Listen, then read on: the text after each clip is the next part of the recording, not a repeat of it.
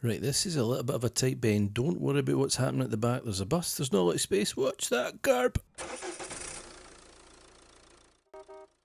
Hi guys, welcome back to the channel, and today we've got a video showing Mair, who was kind enough to agree to let me use our video images. And yeah, I've got some photos to show you. A couple of tricky scenarios coming up in this video. A couple of decisions Mair made that gave her an awful lot of extra work, a lot of extra problems. So hopefully anyone who's watching this can benefit from it. That's the whole point of these videos. As always, if you find any value in these videos, do let me know. Leave a comment, drop us a like, share, all that jazz. If you've not subscribed to the channel yet, do so please. It helps us grow and make more of these videos. So let's jump into fault number 1.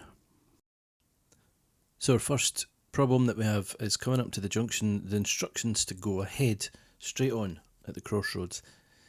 Now Mair tells me at the moment that she's a little bit unsure as to which lane to take, and she thinks it's the right lane where the blue car is. For the purposes of not going off route and with this being a mock test, I explained that actually you want to be using this left lane. Coming on from this approach, from this side, left lane for left lane for straight on, and then if you're in that right hand lane, that's obviously for turning right. It's not standard, it's not the same everywhere. In fact, if you're coming to this same junction from the opposite side, it's the left lane's left only. So it's not uniform, but I helped her a bit there with the road markings being so poor.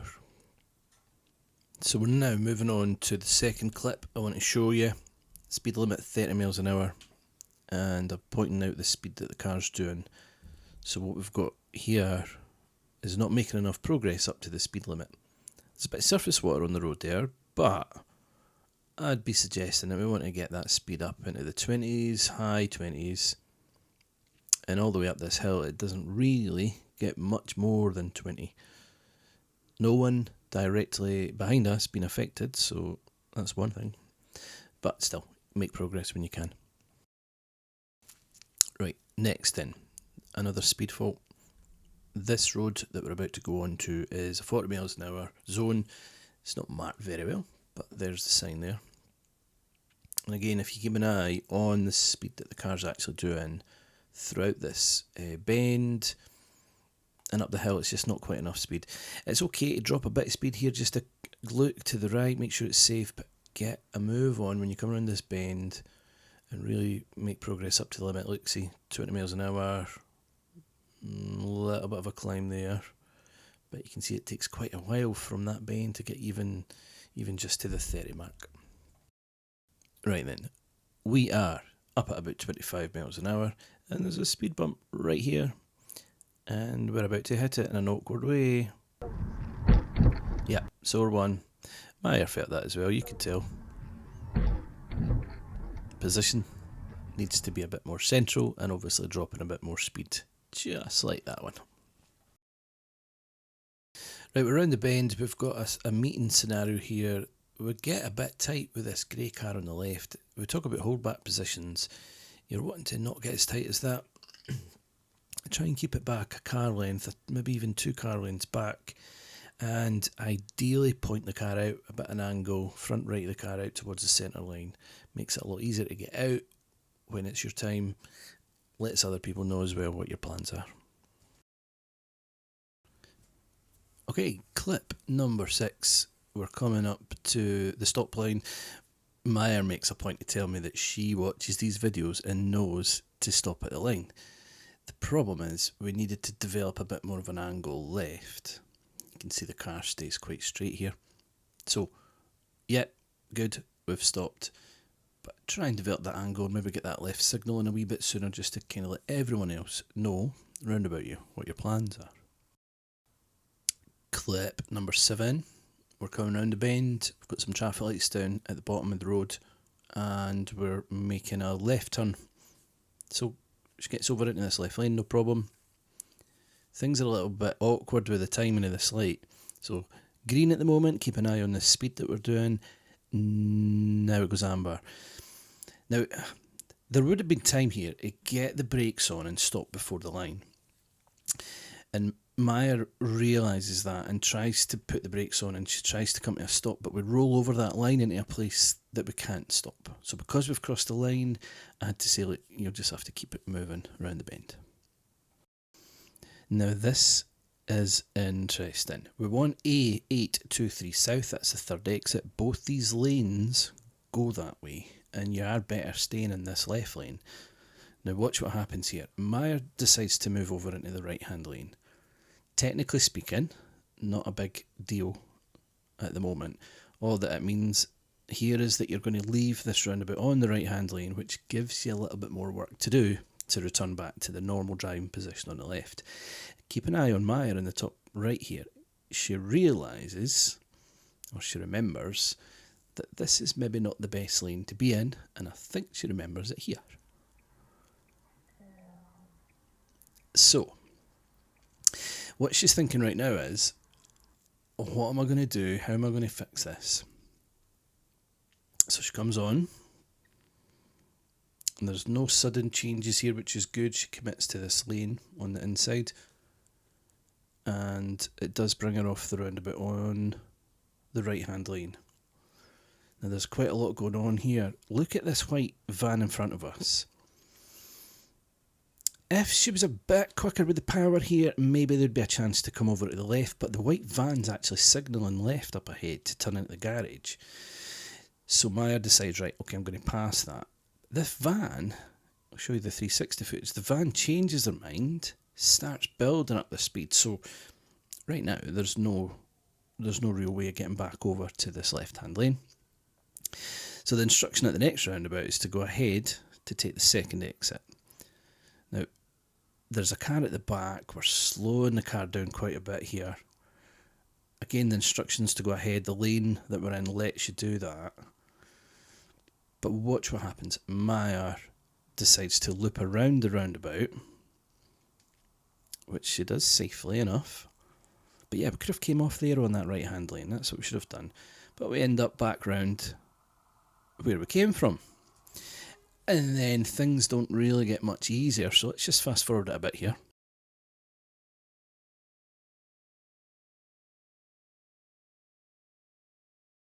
So right now we need to be checking left and pushing over to this middle lane, but Mair ends up in the same position that she was in when she first joined the roundabout. So this lane, again, is only going to give you access to leave on the right. And again, look at Mair, she's realised that. I think actually she says to me that she's done the same thing again.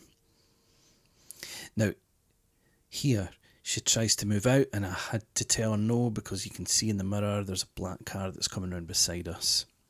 So, serious fault there. And again, things get a little bit more messy. So, once more, we're in this right-hand lane. There's cars that you can see in the mirror, there's cars that sort of making it a bit harder for us to get back over. And eventually she does, mirror signal, and she gets back over. And then there's more trouble up ahead with this bus. So we've got a bus that's sort of sticking out a bit. And again, keeping an eye on the mirror. Not an awful lot of chance here to get out because everyone else is trying to do it. But you want to be sitting with the right indicator on something like this so that people behind know what you're trying to do. And maybe they're going to be nice and give you a wee flash of the lights to let you go. And this really here is the first chance, so Mair eventually does get out past this bus. Now, all of this probably would have been avoided if, on approach to this roundabout, she hadn't taken that right-hand lane, because that's what caused a lot of this trouble. So, not the end of the world. It is an option to do it in that other lane as long as you come back on the other side, but sometimes, like the nightmare that she had, really, it's not always easy. We've got another troublesome bus causing problems up ahead. Bus is pulled in on the left. Mair should be getting the mirrors and the signal and a wee bit of power on just to see if she can get out and pass it. It was quite busy, to be fair, at the back, but there was no signal on here again. So same advice, if you are trying to get out, at least show your intentions, and if you decide to do that right indicator to show what you're wanting to do, keep an eye on the mirrors, because if you get a flash for someone, you want to take it. That's really where the signal first came on, just there. So earlier with the intentions of getting out. Now we're not too far away from the next problem. This dual carriageway, 40 miles an hour, and again, look down the bottom right to see the speedometer. Cars not really getting up to speed, but 30 miles an hour here. No real issues for being under the speed limit on this road. It's nice and open, it's straight, it's dry day. Examiners are going to need you to push on up to the speed limit if it's safe to do so. Alright, on to clip 11. The instruction here is to follow the signs for Camden. Now let's have a bit look at the board here. You can see it's on and round third exit with this roundabout. Now Mair didn't see the sign, and she says to me at this point she wasn't sure the direction that we were heading.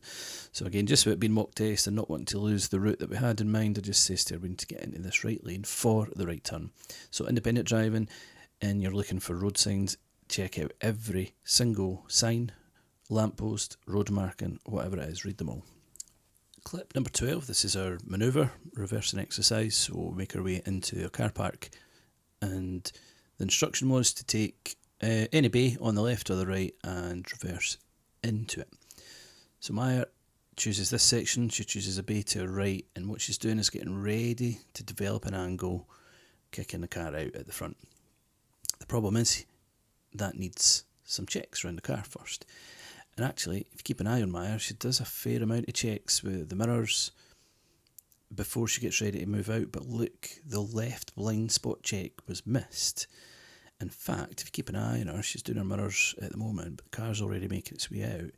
Here, look, that's the first shoulder check. Now that was obviously late.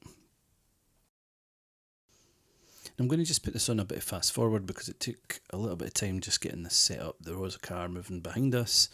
You can see Mair's doing some nice checks around the car and she's giving it a good go trying to get it into the bay.